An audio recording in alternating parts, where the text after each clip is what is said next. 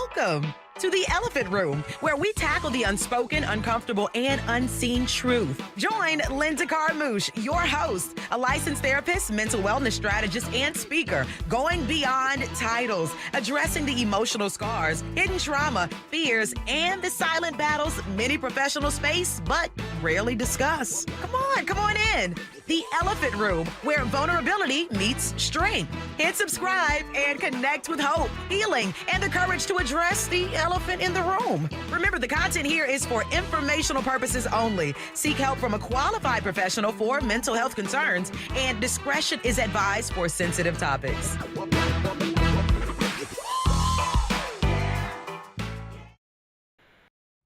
Hey y'all, what's up? I'm Linda Carmouche, host of The Elephant Room. In the chat box, talk to me. Let me know that you are there. Tell me how you're doing. Y'all better not be out trick-or-treating tonight. Okay? You better come on in the Elephant Room with Dr. Kim and I.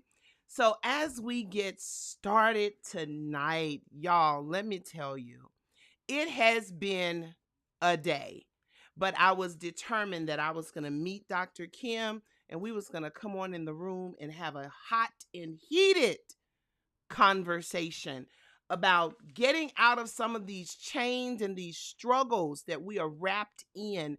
Do you know that sometimes when we are going through very difficult times, we don't even know that we have an option to get out of it? Sometimes we get stuck.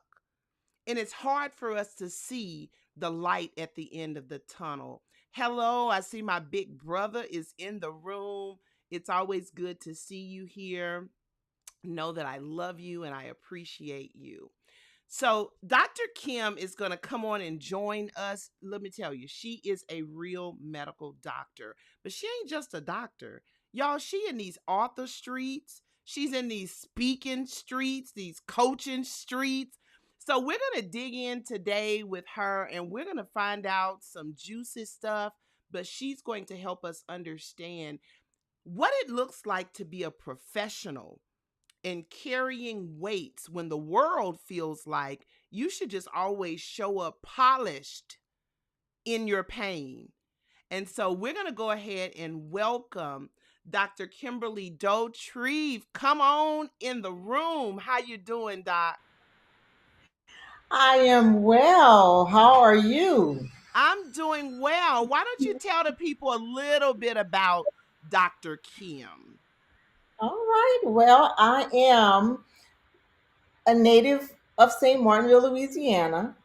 Um, wasn't born here, but I was raised here since I was 3 years old. This is all I know. Uh-oh. Um, I am the daughter of Lorraine Savoy. I was raised by a single mama who was fantabulous. All right now. And graduated from St. Martinville Senior High School, went on to college and went to New Orleans, Tulane University, graduate of 1993.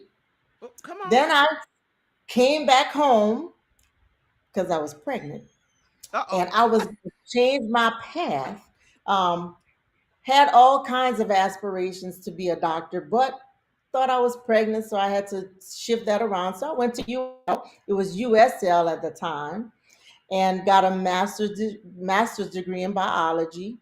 And then my mom said, "What happened to medical school?" And she just kind of pushed me back in there. I went and took the MCAT and got into LSU Health Sciences Center in New Orleans. Got my medical degree in the year 2000. I am a practicing internal medicine physician. I provide personalized care, meaning I treat my patients comprehensively for everything that they have going on. My thing is that they never have to go to a walk-in clinic or even the emergency room. And my patients have my cell phone number so that whatever it is that's going on with them, I can take care of it. We sit and talk for an hour at minimum most of the time. So I practice medicine the way medicine is supposed to be practiced. I am the wife of Philip Dauterive. We've been married for 17 years, which to me, every time I say it, it's amazing because I never thought I would be married. Number one, I never thought I'd fit with anybody or anybody could put up with me. And I, Tell the truth. Tell the truth. oh yes, ma'am, yes, ma'am. I have actually we had a Brady Bunch. We had 6 children. Well, I'm sorry. We have 6. We had 8. I gave birth to 2 that are still alive and 2 who are in heaven. And I have 4 beautiful bonus kids. So, that's it in a nutshell, I guess you could. And I am an author. You did say that I am an Yes. author. I am a Christian. I should have said that first. You Christian better first come and on. foremost. I do love the Lord with all my heart. Yes. Um, I love serving. I love serving God's people and uplifting and empowering. So, This is and so good. I'm sorry, one more thing. I'm the co-founder of Philip Papa Dochi the Third Foundation. Okay. And we're going to dig into You'll- that just a little bit more. I think it's so good that you took us all the way back because a lot of the times when people are successful in their career, we think they just showed up one day and they had no drama. They haven't had any stumbling blocks. They No. haven't had anything happen to them that was a struggle. So for you to go all the way back and say, let me tell y'all, I was having a hot girl summer and got pregnant Yes, ma'am. and Because had you to know pump what? the brakes. My past, to me, my past is my superpower. My Yes. past has made me who I am. I'm not ashamed of it. And one thing that I realized somewhere along my journey, the devil can only use against me what I myself refuse to acknowledge. Transparency is powerful. It is. So Vulnerability. if I Yes. tell you about me, can't nobody else tell you about me.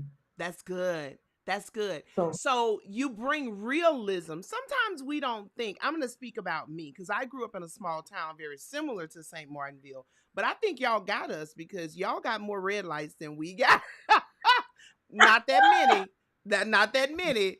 But we we ain't have got, really, we had but one. Okay. Maybe we had 2. Okay. We may be down to 1.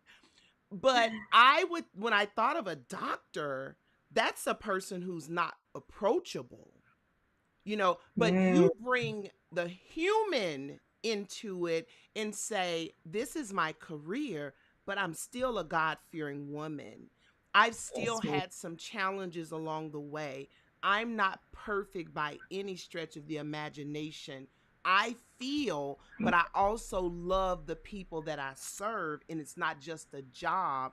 You didn't say it like this, but what I felt you were saying is it's ministry. I mean, it is my ministry. It absolutely is. Ever since I opened my doors in 2004, I have been able to use my office as a space where I can treat people physically, absolutely, but the mental and the spiritual side of it, that right there, the trifecta is very important to me because you can be physically well. If you are not emotionally, mentally, and spiritually well, you you might as well throw the physical out the door because you literally can't get up and walk. You can't enjoy your days. You cannot have successful, meaningful, healthy relationships. So yes, it has been a ministry, and I've had quite a few things that have happened to me in my life, and God has used every one of those moments to be a ministry for someone else, for me to lift them up and empower them. That's good. Oh, that's good already. That's good, Doc. So I'm going to back up because this series is a part of the Polished Pain series. And I'm going to ask my Hmm. audience. I done talked about my new book that's hitting next month. I need the audience to drop in the chat box and tell me what is the title of my new book. Now, if y'all don't know, ooh, it's going to be bad for the listening audience. It's going to be so bad, Doc. They may have to come and see you. It's going to be so bad. So somebody going to answer in a minute. But I have a question for you that I want to ask. What do you think makes professionals feel they have to hide their pain? Hmm. When you're successful as a professional, what Yeah. makes professionals in general feel like they cannot be human, that they have to hide the pain they're feeling, which I Well, call polishing? I think simply put, it's because we are our brand. Most professionals have their own businesses. It's they are the face of their business. So for medicine, their practice. For lawyers, it's their office space. Whatever business it is, whatever professional career you have, you typically are your own brand. So how people see you is how they see your whole business. So if you look downtrodden, if you look unhappy and sad, beat down, if you look as though you're in pain and have those emotions that everyone has, they look, I don't want to say people look at it as though you're weak, but it's perceived by that person a lot of times as a weakness. So you have to put on the facade, you have to put on the face, you have to pretend. The Oscar nominee performance you have to give every single time you go out in public so that people believe you are happy all the time, you're strong, nothing bothers you, you don't get sick, you don't have pain, but it's all a lie.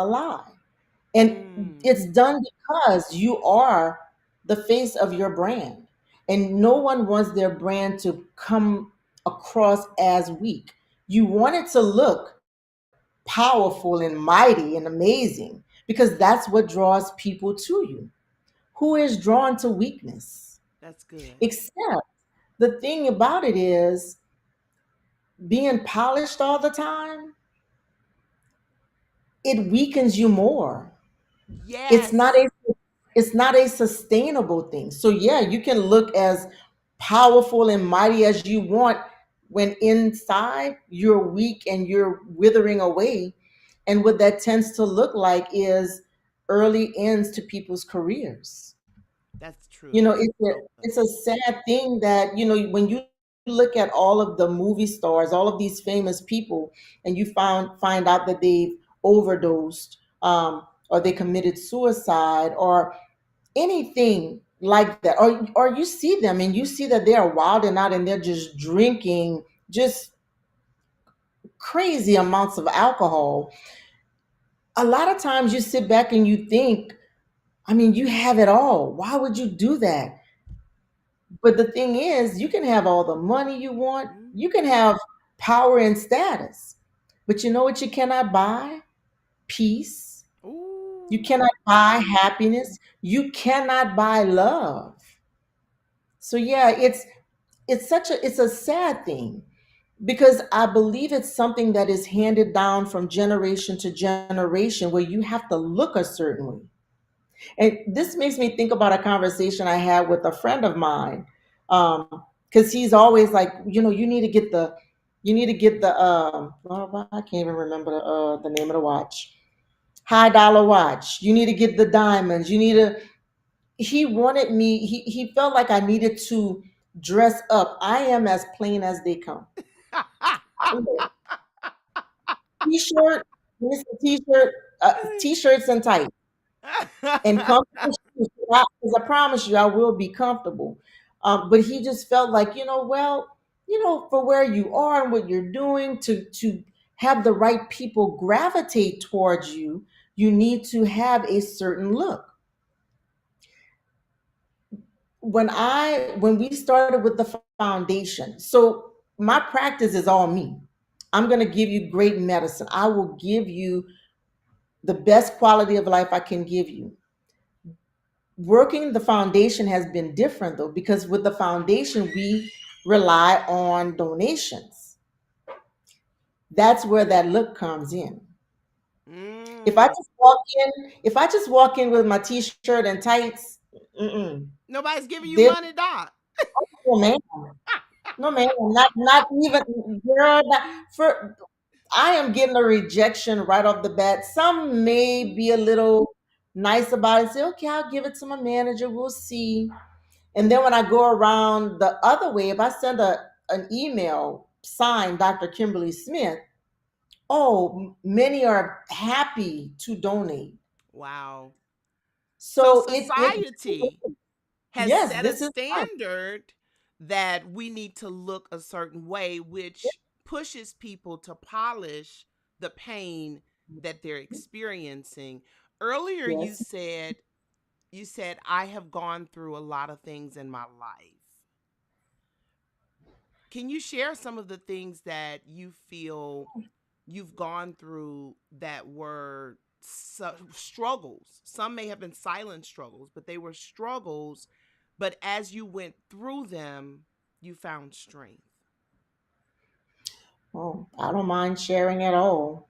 Honey, my testimony is out there for everybody and anybody. Because I do pray that people will hear it and realize that they do not have to be tied down by the ways of society or tradition, old tired traditions, and negative mindsets that come from families. So Did when you I say was old coming up, tired?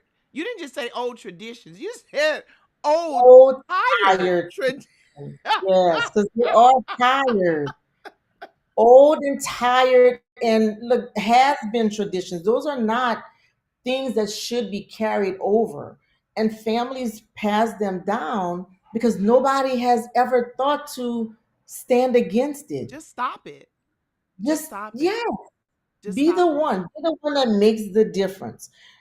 And it's because it doesn't necessarily look like a generational curse. You know, we bind curses and we're rebuking it in the name of Jesus, but those traditions, most of the time people don't look at the traditions as being old and tired and And look, bondage. And yes, bondage. it's the reason racism is still going on today, because Yes. I dare not believe my mom and papa were racist. So I just no, I will stand on it's because of this and it's because of that, when you know inside it makes no sense at all. But I digress. Let me That's not okay. get on a whole I lot. want to talk about, because I know ultimately you created a foundation, but I want to talk about your journey Yes, and yes. all the things. Talk to me. So first, I was raised by a single parent, so I was by myself a lot. Um, and being by myself, it was just a lonely thing. Didn't understand it at the time. There's so many things as children we don't understand, but all we know is how we feel. So I felt lonely and I felt abandoned. So I am going to school and you're dealing with like the friends, you breaking up, you're being rejected, people are talking about you, telling lies about you, clowning you, and I have to go home and I have to deal with this by myself. I learned how to be alone and how to deal with things and make decisions on my own. So then when I finally started dating somebody, I Pause. was in a Pause, doc. Pause, doc. Like, I can't let that goodness pass. Okay? oh, We're going to put the kickstand down. Don't lose your thought. okay. You made a very distinctive difference. You said, I felt alone, Hmm. which makes me believe you're telling us that sometimes our truth and how we feel could be very different. Very different, very different. Yes. My mother came up with 12 siblings. She was one of 12, one passed away. So 11 siblings actually grew up together. They were very poor. So my mom wanted to make sure that she was never in that situation again, but she made sure that I was never in that situation. So she worked hard.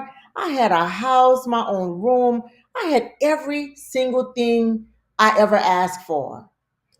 And get to college to only realize that my mom, we were like in the low income group. I never could have imagined that because I did not want for a single thing. It came at a price though. This was my Mhm. mom's love language. Her love language was giving me everything that I needed. She was there. And I can tell you, if I said I need, it was happening. I want you to talk about the price though. What was But the I felt price that you alone. paid? You felt alone. I mean, the alone, being alone as a little kid and not understanding that mom is out working to make sure she's Mhm. providing for me, to make sure I have food, to make sure I have all of those wonderful toys and things that I ask for. Yeah, at the time, I did not understand that at all. And so I just you feel just there and abandoned. I was telling a story earlier, or maybe with a patient yesterday, that I could have gone to my grandmother's because, like I said, my family is a big family from my mom having 10 other siblings. But my grandmother was also the one who, when one person got whipped, everybody got whipped.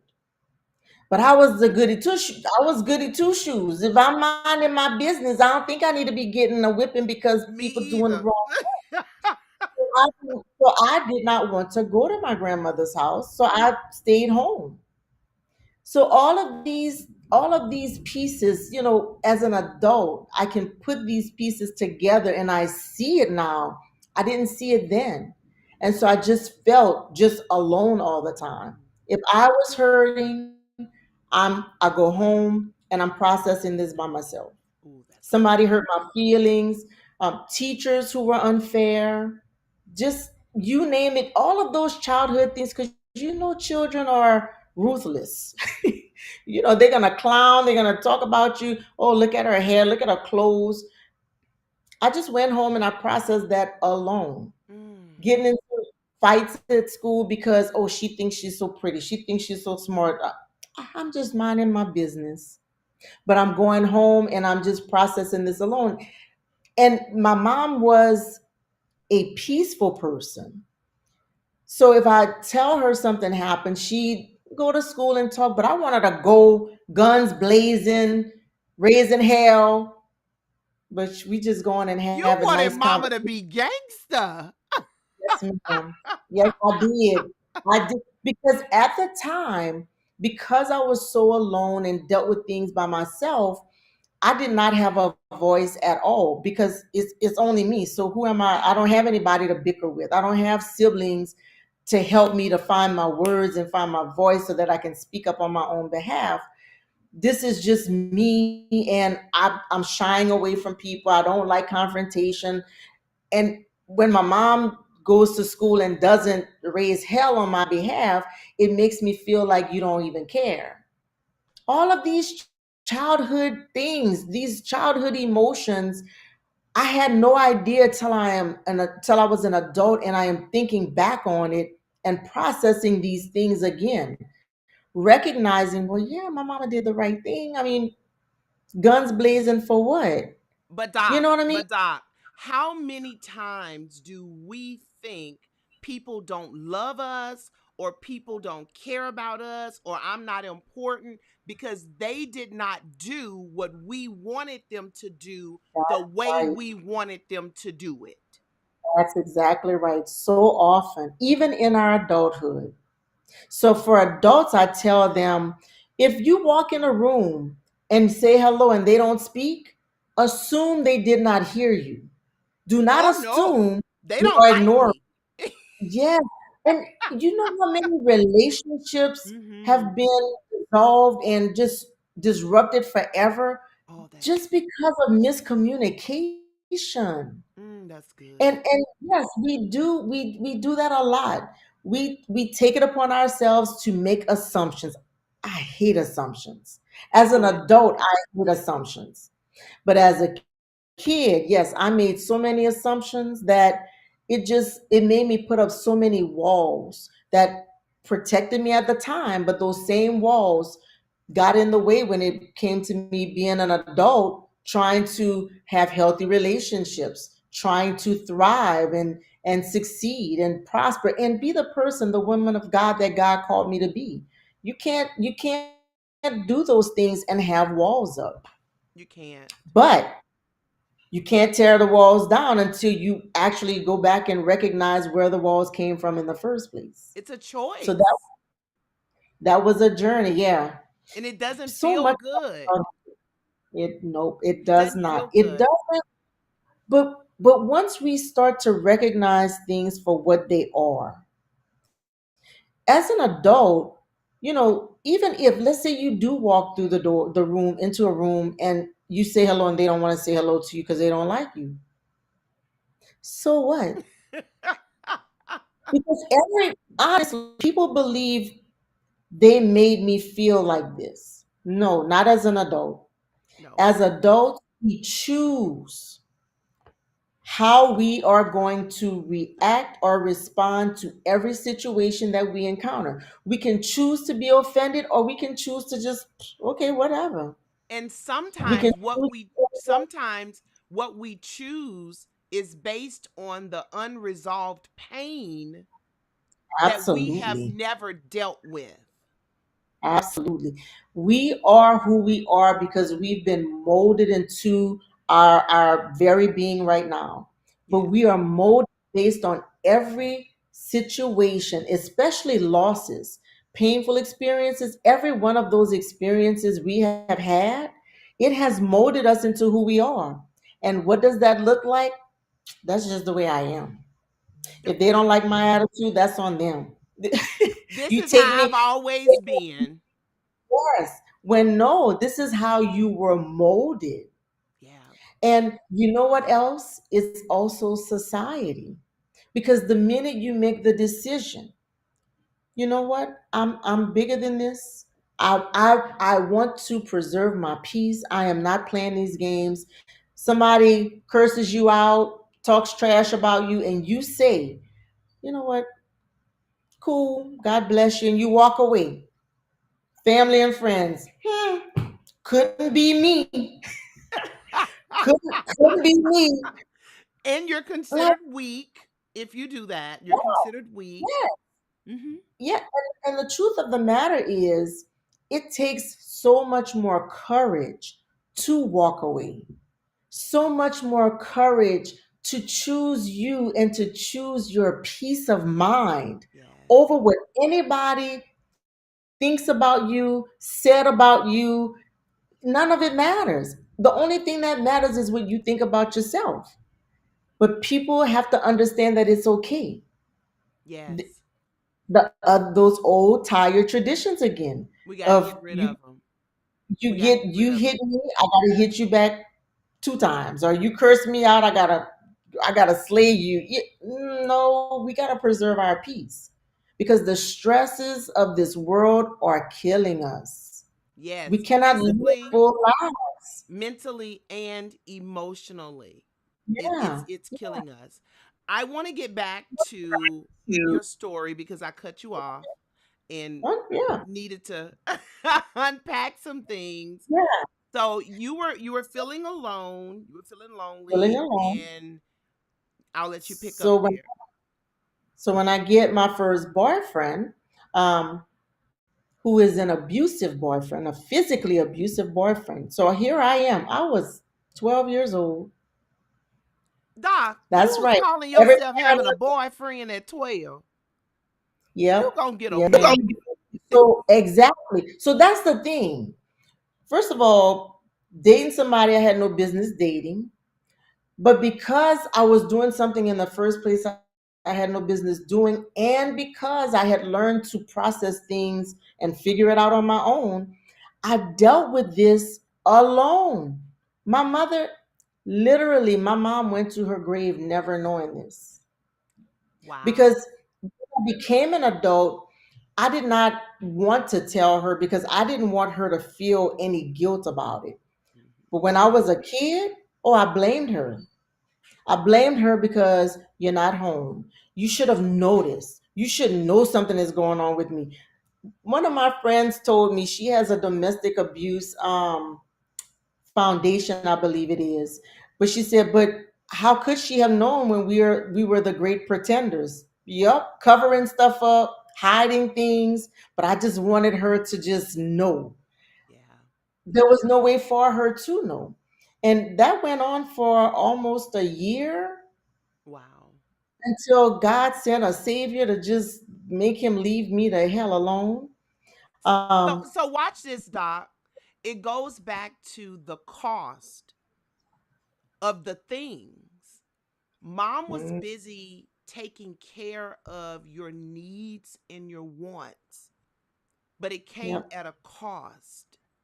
yeah, And a part of yeah, that cost was not having the time to see you because she's human and she's busy and she's tired. yeah.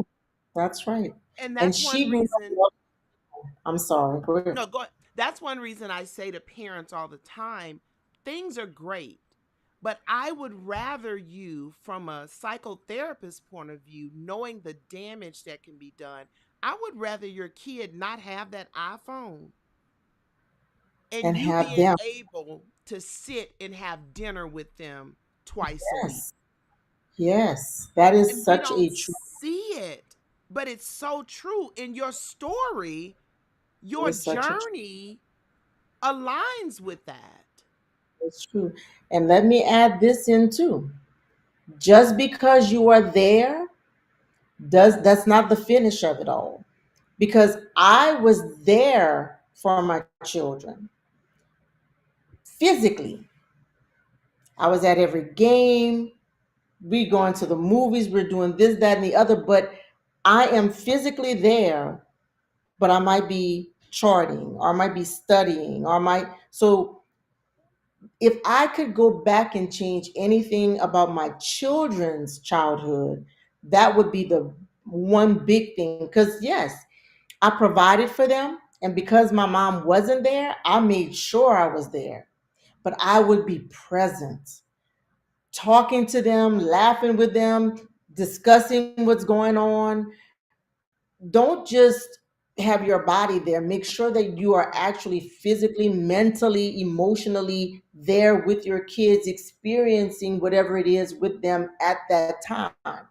Because I feel like I did a disservice to my kids. I feel like we could be closer. I feel like there are some things that we could have avoided had I been there emotionally as well.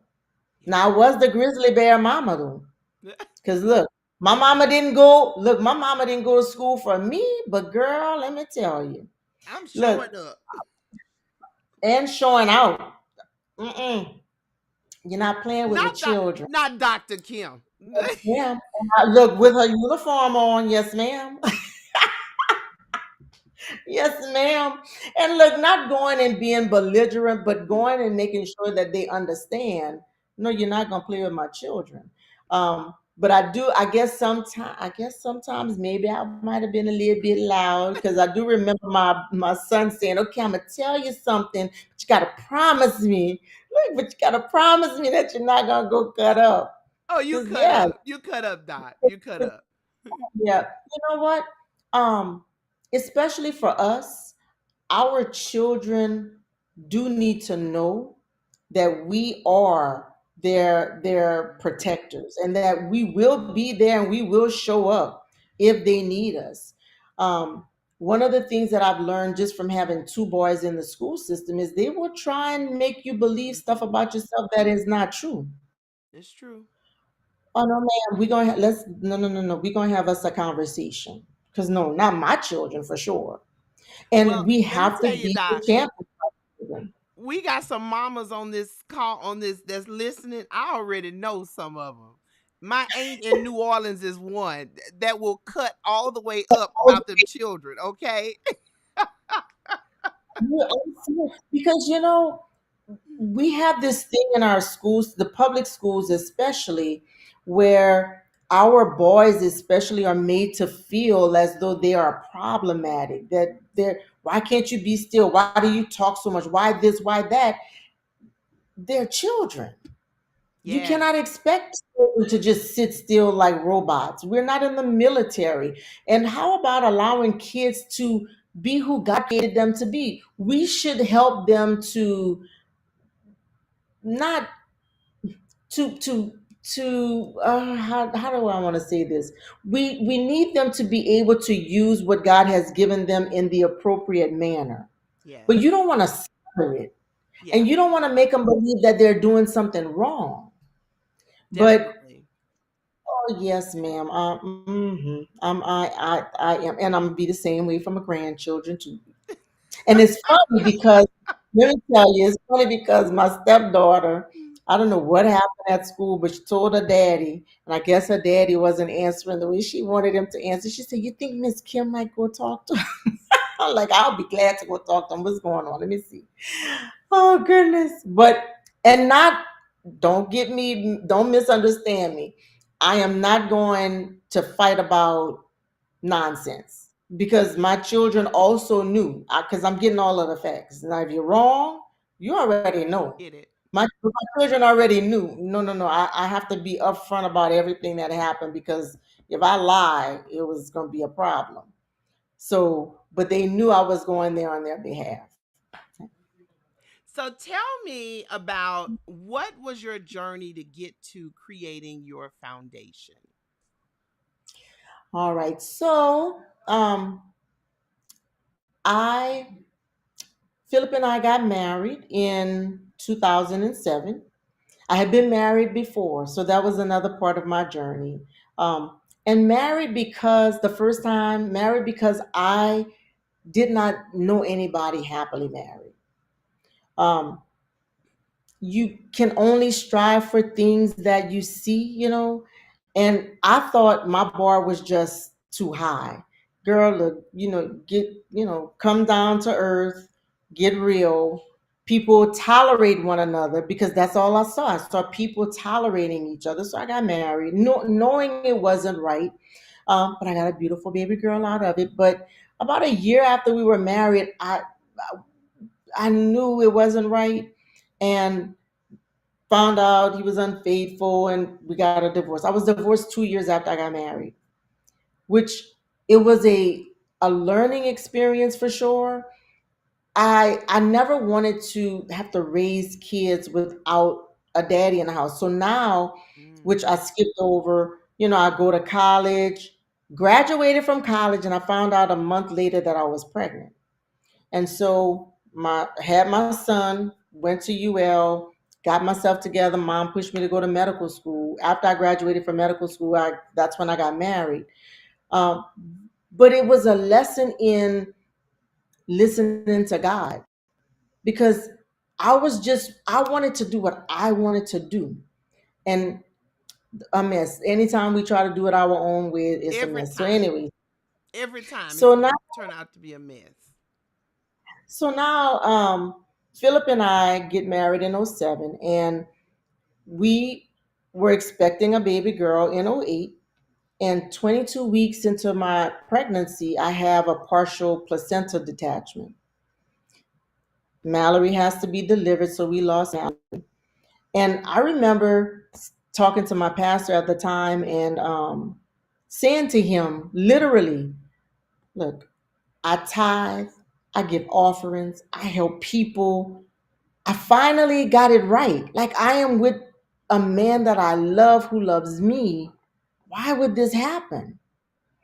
And he was like, would you have wanted to go through this with your first husband? I said, no, no, no, no, no. Like, huh? But then my mom passed away, I think 6 months later. Because I had the partial placenta detachment, I was on bed rest for 3 months. 3 months that I got to spend with my mama Wow. that I would not have spent with her otherwise. Um, Wow. so I didn't take Mallory's death hard. It was hard, but I wasn't grieved, which we're gonna get to because there's a big difference between being sad and being grieved. I felt like God was protecting her from something. Um, when my mom passed away, I could tell you truthfully, my mama lived a wonderful, wonderful life. I wasn't grieved about that either. Papa was born the October after my mom passed away. And when I tell you this little boy, like the joy of everybody's life that you can imagine, every person he came in contact with, he made a deep impact on them. Like, and it was the weirdest thing because as he grew and he could talk more, no matter where we were, he would find some older person to go sit and talk to. And okay, Papa, let him, leave him alone. Let him be. And they're like, no, leave him. I am enjoying this conversation. People did not want him to leave because they enjoyed from the time he was 3 years old. And that is how he was with us. He made us as a family better. Literally, he is the reason why our blended family is blended Wow. because we had differences, different households, different mama. And I actually took the stance of, okay, you know what? I'm gonna have peace in my house. That's on them. Children don't have to come. I mean, I'm not preventing them from coming, but I'm not begging either.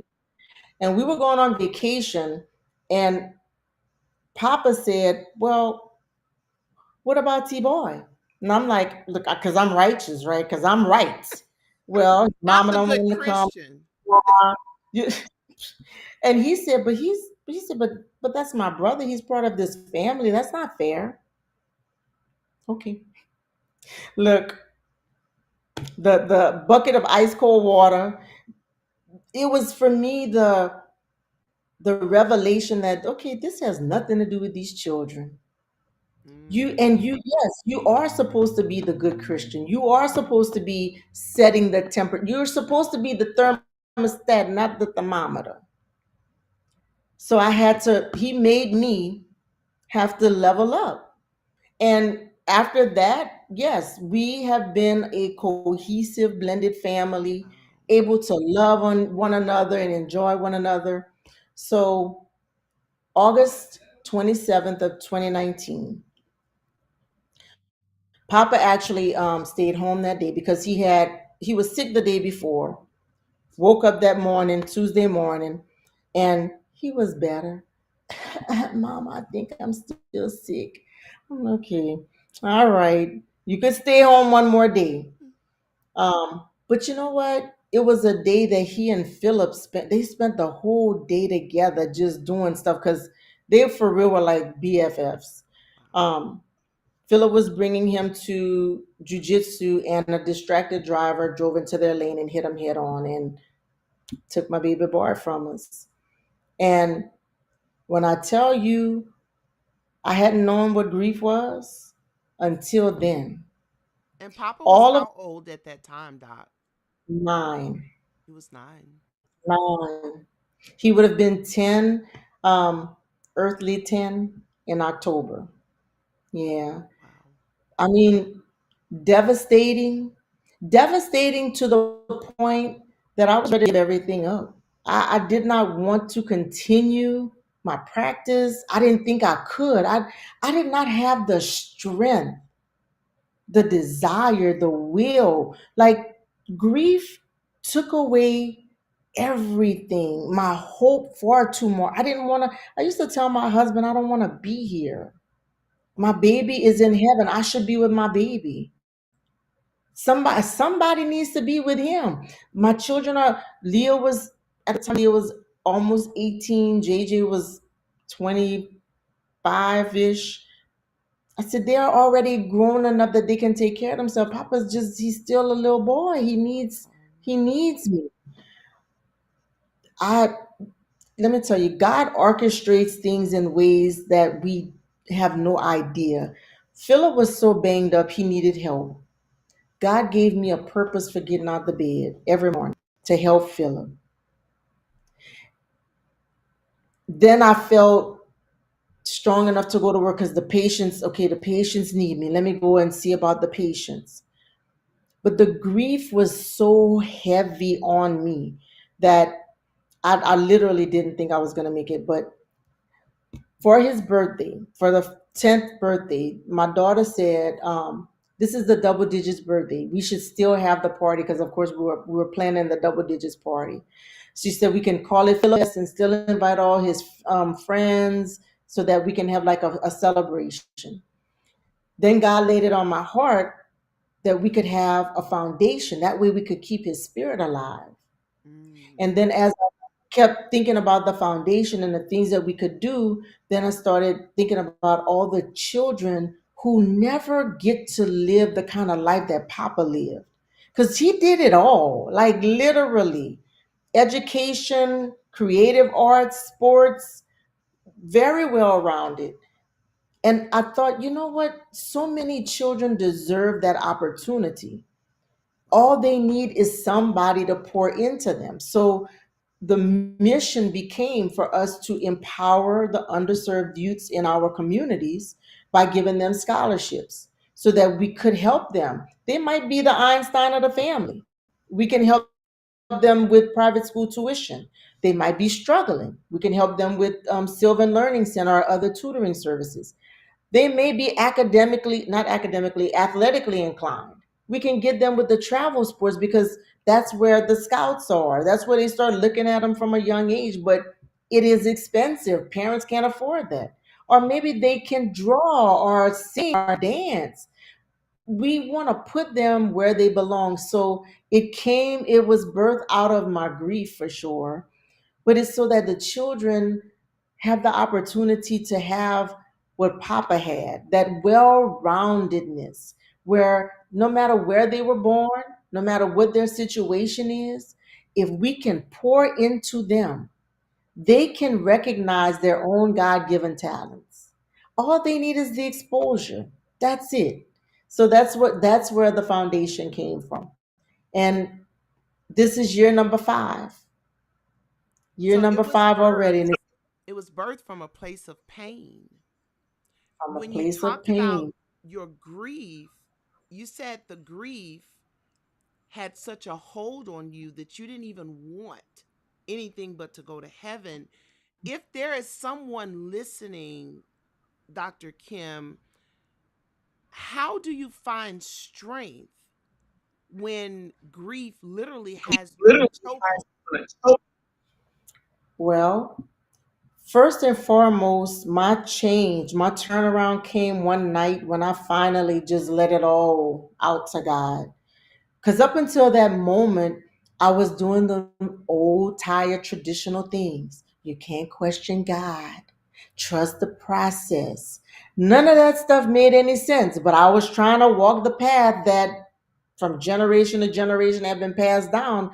But at my weakest moment, I am crying. I'm on the floor like, God, I do not understand why me. Why do I have to keep going through all of these things? And I know I'm not supposed to question you, but I don't understand. And I heard him say, when did I ever say you can't question me? If you don't ask the question, how you going to know an answer? Where is it in the Bible that it says, do not question God? It is not there. It actually says you have not because you ask not. Because you ask not. Exactly. So that was the beginning of my turnaround. Finally going to God and asking him for just an understanding. And it's not that he said I did it because, but he allowed that night was a night that I had a dream. So listen to this. So I dreamed that Pop and I grew up by an old junior high school.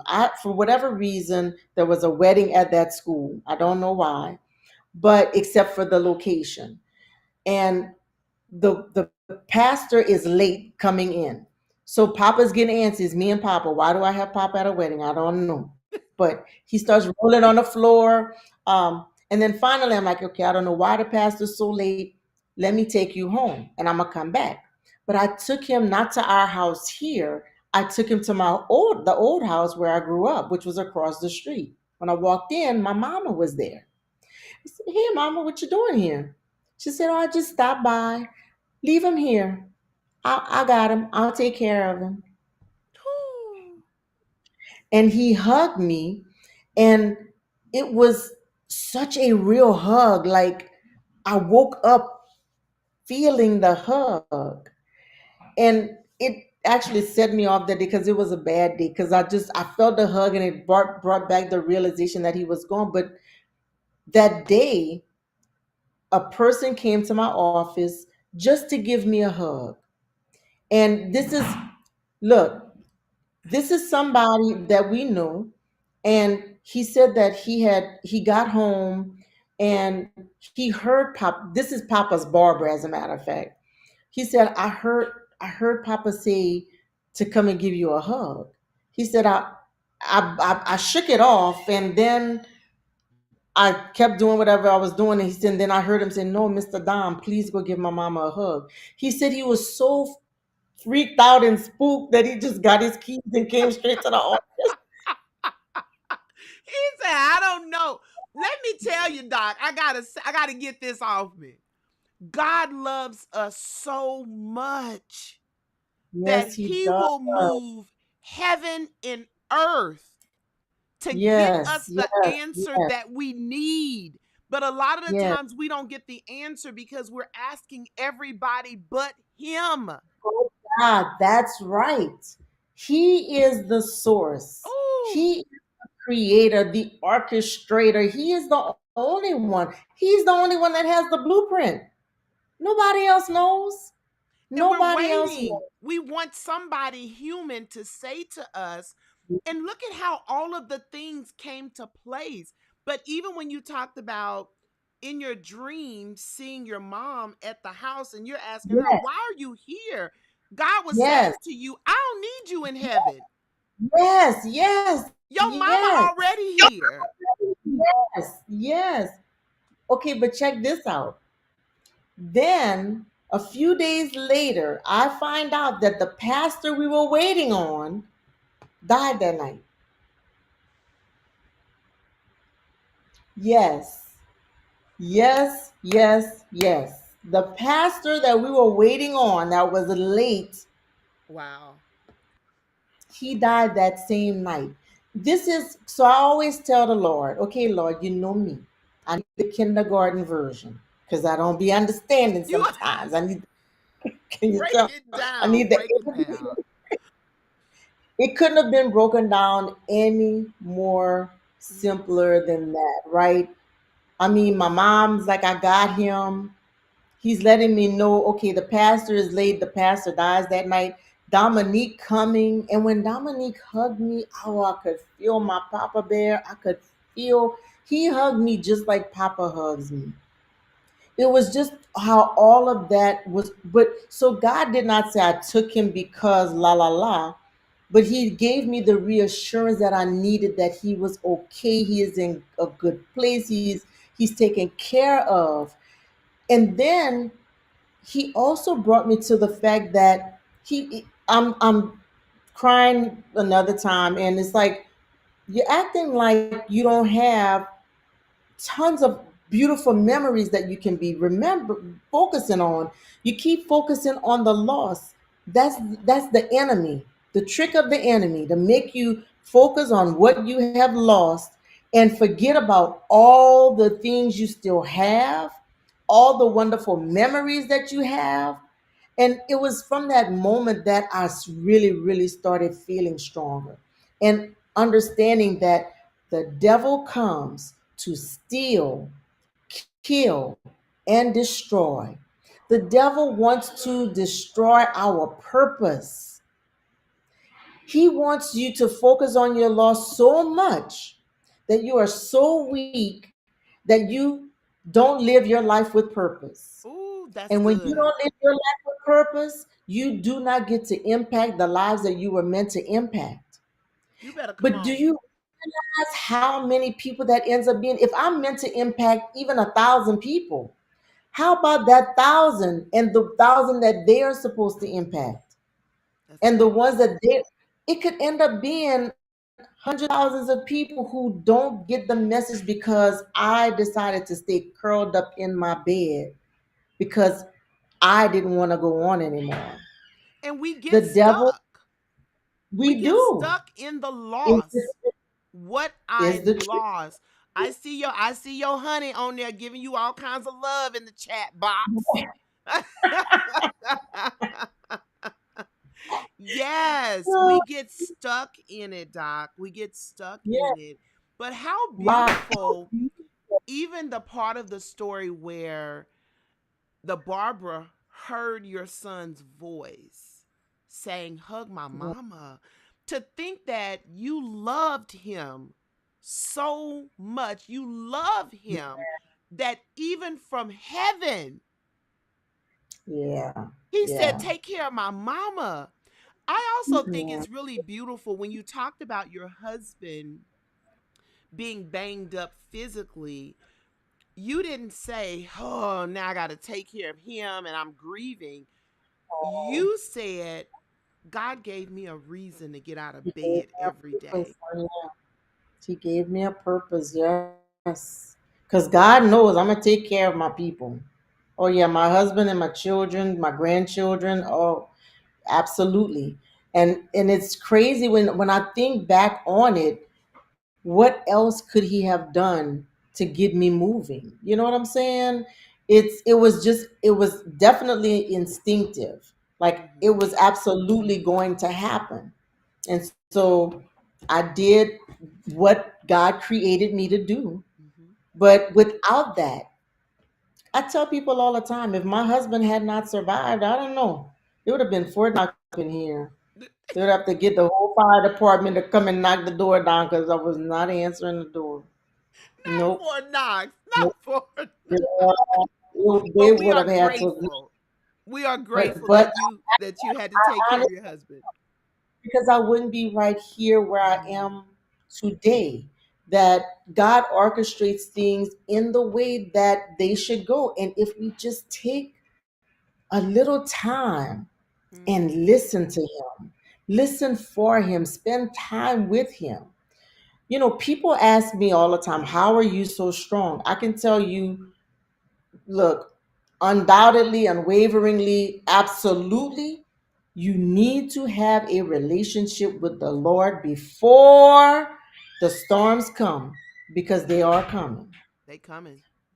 None of us will get out of this life without it. Even when you think about death, every one of us at some point will have to experience death. I mean, how do you get through losing people that you love? And the problem with death is that you, for even for Christians, you don't want to lose the physical connection. Because that was another question, God gave to me, like, do you really believe in me and do you really believe in heaven? Because why are you so upset? If heaven is the end game, that's a question for a lot of Christians to think It about. And I pose the question now because I know a lot of Christians who they lose a loved one or something bad happens in life and it just tears them down. all the way down. All the way down. Yes, and it's the okay, it brought me to a place where I had to really check myself. Do you really believe or are you playing church? Do you really Ooh. believe it's real? Because if you believe it's real, then I believe my Papa Bear is in heaven, right? Yes. The Yes. in paradise, streets paved in gold, walls of jasper. Yes. I don't want him to be in this nasty world, Yes. but I still want my connection. Yes. You And so said it's something. go You said ahead. something, Doc. You said, I'm a good person. I pay my tithes. I have a relationship with the Lord. I take care of my business. I serve the people. I take care of my family. But trouble still knocked on my door. And That's not just right. one time. No, multiple times. But I can still say that every one of those situations that happened to me, it became a ministry. Everyone, I cannot tell you how many women who are abused that I can talk to and pour into their lives and give them the strength that they need to make good decisions for themselves. Talking to women who lost a child at 20 weeks, 22 weeks, stillbirth, miscarriages, how I was able to empower their lives. And it wasn't any different with Papa.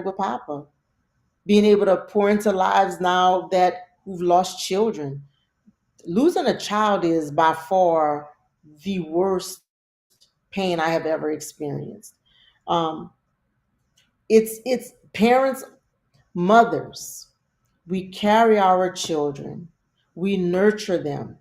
Even when our children are grown, have husbands and children of their own, we still worry about our children. Yes. You never stop wanting to be a parent. And so when you lose that physical connection, it is difficult. But it's going back to you have to have a relationship with God first, because it was God that got me through. That's the answer. Where did my strength come from? Because I didn't feel strong. I used to tell them, I don't know what y'all looking at, because I feel raggedy as all raggedy can be. But you But know what? It's a beautiful thing when you can have a relationship, but also understand that I don't have to always feel my strongest to still know that God's got me in that's the right. midst of all of it. I also think it's a That's beautiful picture.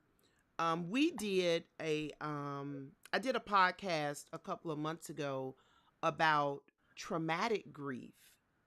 And your mm, son wasn't ill. He was yeah. healthy. That's the So I mm, know we're out of time, but I want to point out that we're not even talking about, death is death, yes. yeah, yeah. But this was a sudden, tragic, Yes. your Yes. husband wasn't drunk driving. This is someone Nope. else who did something, but you all were But you impacted. All of oof, that stuff plays a part, and you're still able to say, I made it. I made it. yeah, I yeah. made it. And I think sometimes we want to go to counseling, but we don't want God. Sometimes we want to get Or medication for the depression, but we don't want God. And I'm not saying mhm, counseling or therapy is not a good thing. I'm a therapist. Clearly, I believe in it. I'm not saying medication is not a good thing. You're a doctor. Clearly, you believe in it. But what I am saying is, I agree with you 100% that if we don't have a relationship with God, yeah, yeah. And then some people have it flipped. They only want God, and they don't want the counselor, and they don't want the medicine. But please use the sound mind that God gave us. We are here for a purpose. You yes. know, I want to tell you this. My pastor, Pastor Tracy Millard, she just said something to me because I was asking her about this not too long ago. Because I told her straight up, I said, when you think about it, God parted the Red Sea. He could have made the truck go out, move out the way. He could have. You hear these Hmm. stories all the time of these crashes, the cars all smashed up, and people are walking away from it. God could have done something. Hmm. And she said, but God is not a puppet. He's not a puppet, just like you do this. You like we're just throwing out throwing up requests to God, like, hey, God, do this, do that. And he's like, okay, let me go. Yeah, we no. And she said something very profound, that we have to realize that we do suffer consequences of our own free will because God gave us free will, but sometimes we suffer the consequence of the free will of somebody else. And that for me was just like, man, but God still promised that all things would work together Yes. for the good of those who love the Lord. And I love him. So I know that even though I've had to deal with all of these losses, still I know that God is going to work all of it out for my good. Yes. So that having that relationship with God is why I am still standing here today, why I am still able to move, why I'm able to impact other lives now. Dr. Kim, I can't say thank you enough. I am so glad you came to share your heart with us. Even when you talked about Papa, there's a different spirit, there's a different joy that showed up. Thank you so much for being here. tell the people how they can buy your book. We ain't talk about the book. I know. I know. So I Escaping never the thought I was chains of going to do an grief. author. Yeah, escaping the chains of grief with the understanding that chains represents every hurtful situation you've been in, every painful, hurtful loss, everything that has hurt you, that's a chain. And it started in childhood. Every one of those painful situations is a chain, a link in the chain that binds you to grief. And until you are able to discover what it is, acknowledge it, and then allow me to help you recover from it. Because time is not going to heal the pain of Papa being gone. Mm-mm. No, but Time I does not can. heal all. Time does not heal all, but it can. What I can do is I can help you recover so that you can survive and that you can live with purpose. And that is what this book is about. It tells you about my journey, but this is not just about the loss of a loved one. This is about all different kinds of losses you've experienced in your lifetime and how so many people walk around grieved right now and you don't know it. So this helps to open up, all of those chains and hopefully get you some breakthrough. But as you said, I am a coach, a life coach, and I love that part of what I do, coaching people through it because too many people have been in bondage for far too long. Yes. And they need to break free so they can live their life with purpose on purpose. That's good. There are so many people saying how blessed they were tonight with what you shared, how much they appreciate you. Can you give them your website so that they can purchase the Yeah. book, contact you, connect with you for coaching if they choose, if they're close enough, maybe get you as a primary care physician, all the things, Doc. Give us your Absolutely. contact information. So you can contact me by going to my website, drksd.com, and you spell doctor out doctorksd.com. And you can also email me, Dr. Kim, DRKIM, at drksd.com, doctorksd.com. Yes, come on through, Doc. Thank you again, Dr. Kim. I appreciate you. For my Thank you for having listeners, for sure, I'm going to have to get you back again. For my listeners, thank you all for always hanging out and for getting what you need. We appreciate you, and I cannot wait to see you next time. Have a good night. Take good care of yourself. Until next time, be well.